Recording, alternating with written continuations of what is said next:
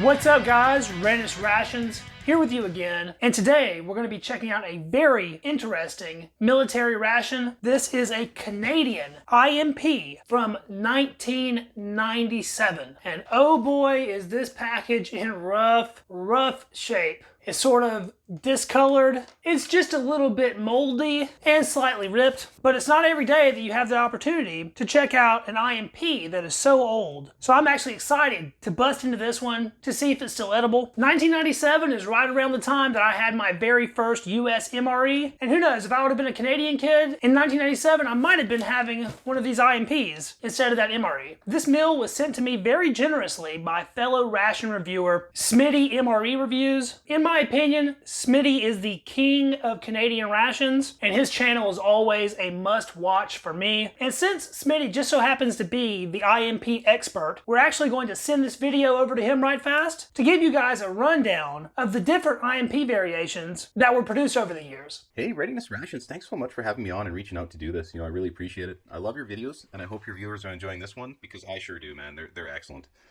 Now this is a Canadian IMP, an individual meal pack from 1982. This guy is the first gen of them, and this lasted all the way up until 1990, where we get into what they call IMP 90. And we've got just a plain package. And then in 91, 92, 93, we've got these guys. They added the date code in 1993 finally.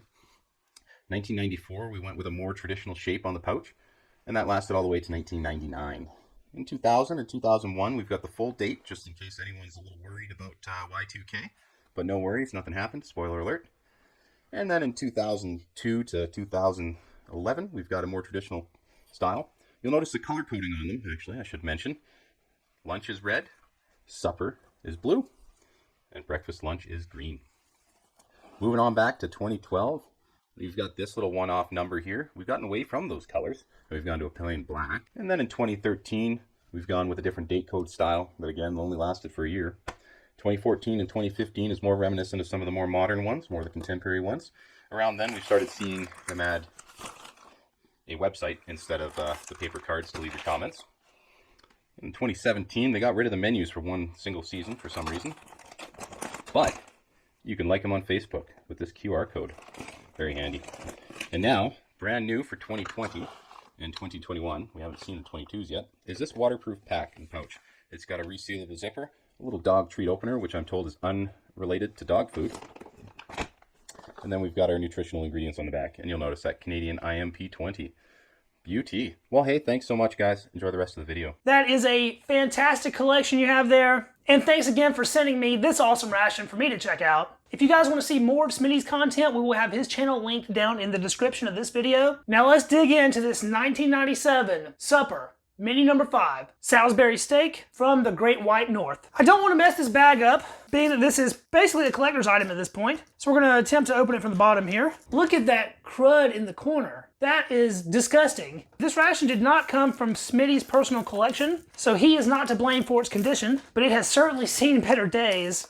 Everything in the IMP is always packed so neatly. No off-putting smells. So first thing in there is sliced peaches from the 297th day of 1996, a Lipton cup of soup, a fruit beverage powder, lemon, citron flavor. This is a hard sheet at this point, a petite pain bread loaf coming in at 57 grams, packaged on the 261st day of 1996, couple packages of raspberry jam, a little pepper pack. This sounds interesting. Instant caramel pudding, 35 grams. Here's our main entree, Salisbury steak, also packaged at the end of 96. The comically large Canadian napkin, a super long-handled spoon, a pack of mustard, 2.4 gram instant coffee packs, 2 Coffee Mate coffee whiteners, 2 sugar bags, a moist towelette, pack of iodized salt, toothpick, assorted lifesavers, that's a small package, a white pack of matches with white tips, and lastly, a menu questionnaire to ask the Canadian troops how they like the food. Now that is one heck of a comprehensive ration for a single meal. Let's take a look at this retort pouch that's nearing 30 years old at this point. Packed by Freddy Chef. The retort actually looks like it's in good shape. Unfortunately, they do not include ration heaters in Canadian rations, so I'm going to get this on to boil and we'll get everything else plated up. That really is a large amount of food. Let's get started out first with our coffee. It's a very fine powder. That's leading me to think that maybe this is a spray-dried coffee as opposed to a freeze-dried coffee. It smells quite nice. I will go ahead and sweeten it up as well. Now this coffee mate creamer we're going to have to take a little bit of a better look at because sometimes this stuff doesn't hold up so well. Well, the color looks like it should. Still a very bright white color. I will give this a taste just to make sure. Milky, creamy. That tastes absolutely perfect. So we'll be adding that as well. I'm going for a pretty strong cup here. I have only about 5 ounces of water. No clumping whatsoever. Everything dissolved pretty much instantly. I think we're going to go ahead and give that a taste while it's nice and hot. It has a sharp acidic zing to it, but the bitterness level is very low. Good sweetness from the sugar. That is a great cup of ration coffee. Wow. I'd say that's better than at least 3/4 of everything that's out there right now. The acidity adds a complexity that you don't really encounter that much these days. It's smooth, and the whitener did a good job of making it nice and creamy. Very nice, robust coffee flavor without the bitterness. That is a great way to start the meal out. One little sip left, and that certainly got me energized to check out everything else we have. And we'll move right into our Lipton cup of soup. Directions on this call for it to be rehydrated using 175 mils of boiling water. Looks like we have a plastic and foil lined paper package, and to my surprise, that still smells good. I 100% expected this to have gone rancid at this point. There's a lot of bouillon powder in there. It's a little bit dark for chicken bouillon, but apparently it is chicken bouillon. We got some really nice curly noodles in there. And then there's little bits of vegetables and possibly even a little bit of meat in there. Certainly a dark broth for a chicken soup. That's going to need several minutes to rehydrate, but it smells delicious. It's oniony, very savory. I'm looking forward to that. And we'll try to see if there's anything we can do with our lemon citron. It is very hardened up. Oh yeah, that is solidified. Let's grab a chunk of that and try it. Woo, powerful flavor. Sweet, sour. Of course, it's not meant to be eaten like that, but I actually really like the way that old drink mixes taste. Once they sort of hardened up, it almost makes a candy. We might be able to get this to rehydrate. It's going to require a lot of stirring probably, but it's not like this is discolored or moldy or anything. The pack has just encountered some moisture over the years, causing it to solidify a little bit. That calls for a very specific number of 227 milliliters of water. I have about half of a 500 ml bottle left, so that puts us right where we need to be. The water turned a little cloudy. We got to get to stirring on this. That's actually dissolving pretty good. There's a few chunks floating around in there. We're going to give it another stir before we taste it, but for now, we'll set that aside. I'm ready to check out that cup of noodles. The noodles have ballooned up a little bit from absorbing that water. We can very distinctly see some chunks of vegetable matter in there, but things don't really have the color that you would expect. I think there's carrots in there. Those look to be slightly orange. There might be a little bit of mushroom and some little chunks of what I believe is chicken. Oh yeah, it's sweeter than I thought it would be, but at the same time, it's real nice and salty. Has a little bit of tanginess to it. I wonder if that sweetness is coming from the carrots. Those noodles were rehydrated perfectly. You would never know that this is from 1997. It tastes super fresh and really good. Man, it's going down really fast. The little bits of vegetable in there have just the slightest bit of crunch left to them, but all these flavors blend very well. It's very balanced. It's really quite the surprising little cup of soup in my opinion. I know the Canadian troops appreciated this one. The very last bite had a pretty chewy little chicken chunk in it. That was a nice little surprise to finish things out. Really solid item. I believe our main is sufficiently boiled, but before we look at that steak, let's take a look at this petite pain bread. I've had one of these loaves before, never anything this old though. Look at that. There's a fresh pack do not eat in there. Just the coolest little loaf of shelf-stable bread. Feels super dry, still has a little bit of squish left to it. Smells like a shelf-stable bread product. Not necessarily in a bad way though. Look at that inside. Nice tight grain structure. Very dry and crumbly. Normally I would go ahead and open these peaches up, but of everything in this meal, I'd say that has the highest chance of being too far gone at this point, so we're going to save the peaches until a little bit later. Let's check out this Salisbury steak. Look at that, it's super watery. It's almost in a soup, but I see carrots and essentially a hamburger steak. Smells like beef broth. I wasn't expecting that much liquid. kind of a brown gray liquid. What are those things? I really have no, are those potatoes? What are those? And there's our steak. I guess those are potatoes. There's so much liquid in this, you could basically cut this steak up and have sort of a beef stew. But check out these carrots. They're so soft, I'm just afraid they're gonna dissolve, but they've held up after all this time. Nice carrot rounds, you can still see the core in there. And I was very confused as to what these things are, but I think those are just sort of a ruffle cut potato. Those are also very soft, it seems like. We can see there's a little bit of onion in the mix there, and a couple of these potatoes are sort of dissolving. There's no greenery in this. Let's see if we can cut into the steak with our spoon here. It seemed relatively soft. It's a processed piece of meat. I'm sure there's all kinds of fillers in this. But hey, that does not look too bad, especially being from 1997.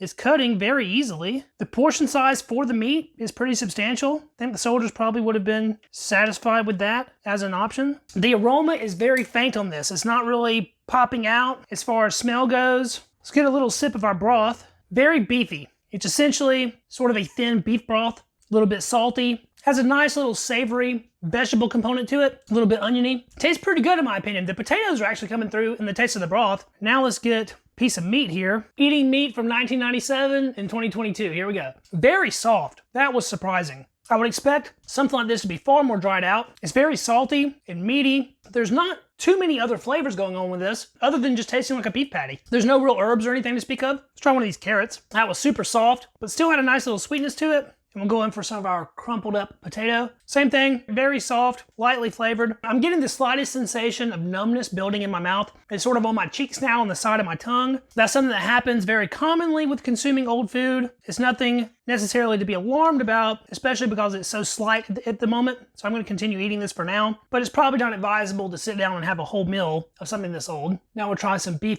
with some carrot. You know, I really like that. It's simple, for sure. It's not gourmet fare, but you don't have to chew it too much. It tastes good enough to eat, and it's a large piece of protein, which is always welcome in my opinion. Super salty though. All right, let's give our citron drink a sip. Sour, sweet, and citrusy. Not too bad for the color that it is. Definitely still drinkable in my opinion. And now I think we'll try out our petite pain loaf of bread. I'll get just a bite of that to start. Wow. It has this almost caramel thing going on, not really in a sweet way, but in a toastiness. I was expecting this to suck all the moisture out of my mouth. It didn't. I'm not feeling any numbness. This is great. Far better than a modern MRE wheat snack bread, that's for sure. I'd even say this is better than the modern Canadian IMP bun. My mind is pretty much blown at the moment. I was expecting this bread definitely be showing its age, but it is really tasty. Suck up a little bit of that steak juice on that and give that a taste. Awesome combo. Wow. I would have never expected that bread to still be absolutely perfect after all these years. Not only just edible, but actually really delicious. Check out this raspberry jam. Now that is very dark, turns sort of brown. Give that the old taste test. Little bits of seeds in there. Sweet and tangy. I think that's good too. This ration is in such great shape to look so bad on the outside. I think this combo is going to be a true treat. Oh yeah. Man, that is perfect. That jam is so complex after sitting in that pack for all these years. It's ultra sweet, still nice and fruity. The kind of nutty toasted bread is a perfect complement. Fantastic. I'm smiling ear to ear right now. I guess we'll check out what this mustard is looking like. It's not bright yellow mustard, sort of a more darkish brown color. Still smells all right. Ugh. Okay, that one's weird. Like really weird. I don't know if it's supposed to be like that or not. I'm having a difficult time coming up with words to explain what I just experienced, so I think I'm gonna have to go in for another taste here. It's very tangy, and it does have a mustard taste to it, but it's not super powerful. There's like something else going on in there. Clovey almost? This is very odd. I've certainly never had any mustard that tasted like that before. It was a little bit shocking to begin with because it wasn't what I was expecting, but after tasting it several times, I think it's okay. So we will put some of that straight on the meat here. You know, I'm not the biggest mustard eater in the world. This might be some kind of fancy Dijon or something, and that's why it tastes a little weird. It definitely doesn't have the flavor of like your hot dog mustard, your bright yellow like French's or anything. It's way more complex than that, and I don't know if that's from age or just being a different kind of mustard, but it's certainly different. The tanginess of the mustard helps to elevate that very basic, like hearty, beefy flavor. I am certainly digging that. Get another little piece of plain bread here. Soak up some juice. lay down some of our meat on that and top that off with a little squeeze of mustard and give that a taste in open sandwich form. Excellent. That is really good stuff. I'm a very happy camper so far. I never would have thought that I would just happily be devouring this meal in the way that I am. I guess you can't judge a book by its cover. I think the time has come to take a look at our peaches. Another Freddy Chef package. Tons of liquid in there, and there's actually a little bit of delamination on this package. It's not bloated or anything though. Oh boy, now that is very brown. Still smells really good though. Awesome canned peach aroma coming off that. They have sort of disintegrated. It's more of a peach mush than anything. Visually, they might not be that appealing, but they do still smell good, so I'm not afraid to get in there and try one of these. I think I'm gonna go for that largest bite there. Super mushy, a little bit tart, very sweet, but hey, that's good. Pretty darn tasty, actually. I certainly see myself eating all this. No reason to let it go to waste, tasting as good as it does. One last major item to try, and that's our instant caramel pudding. It says this is to be prepared with cold water, very fine powder in there. It says that it's caramel, but that smells like vanilla to me. There's a fill line on the outside of the package we're supposed to fill to. And now that we have our water in it, we are supposed to fold the pouch over and shake for 1 1/2 minutes. After shaking for 1.5 minutes, we're supposed to give it another 2 minutes to set up. It's sort of clumpy in there, so I'm actually gonna get in there with my spoon and give it a good little stir too. And we'll pour this mixture out onto the tray here. While we were waiting on the pudding to thicken up, I helped myself to the rest of the Salisbury steak, which got better and better as I ate more and more. Still a little bit runny, but it did thicken up decently. We definitely tell there are some floaty bits in there, some chunks, that if those would have completely got mixed in, we'd probably be a bit thicker. Get a big spoonful of that, and down the hatch we go. Slightly sweet, a little less sweet than I thought it would be. A little bit of vanilla, a little bit of caramel. Has a decent texture, and the fact that it was rehydrated with cold water makes it feel nice and refreshing, but it's not overly powerful in flavor. A little bit bland, actually. I think this would be a really good base for adding other things too. Maybe, had I used the peach syrup to rehydrate this, that would have been a crazy good combo. I can't complain too much, because at least it's still edible. I have a little bit of my bread here with my leftover raspberry jam. I will slather some of that on top and give that a try together. It's sort of a fruity, bready cake. Not too bad. Let's see if that moist towelette still has any moisture left. Nope. As dry as a bone. Take a quick look here at our assorted lifesavers. I almost hate to open these up being in such a nice little package. A little bit of wax paper underneath the foil. And those are very, very sticky. They're sort of darkened and browned out a little bit. Looks like there's an orange, a red, which would be cherry, I suppose. And then maybe a pineapple or lemon or something. Let's go for that cherry one. Very sticky. You can see some tooth marks in there. Those were on their way to being liquefied, but still very edible. Actually a nice little cherry flavor on that one. Not too bad. Slight mustiness, but I can't really complain. That was Canadian IMP Individual Meal Pack Supper, menu number 5, Salisbury steak from 1997. And man, was that a fantastic meal. I want to say another huge thank you to Smitty for sending this ration my way and allowing me to review this awesome piece of Canadian military history. Once again, if you want to check Smitty's channel out, I will have it linked down in the description of this video. If you give it a look, make sure you let him know Readiness Rations sent you over there. If you enjoyed this video, don't forget to give it a thumbs up to help it out with that Google algorithm. Subscribe to the channel to catch all of my future military ration reviews, both old and new. And if you know someone else that might enjoy this video, please share it because that's the best way to help the channel grow. Thanks so much for watching, guys. I really do appreciate it, and I will catch you in the next video. See you then. Peace.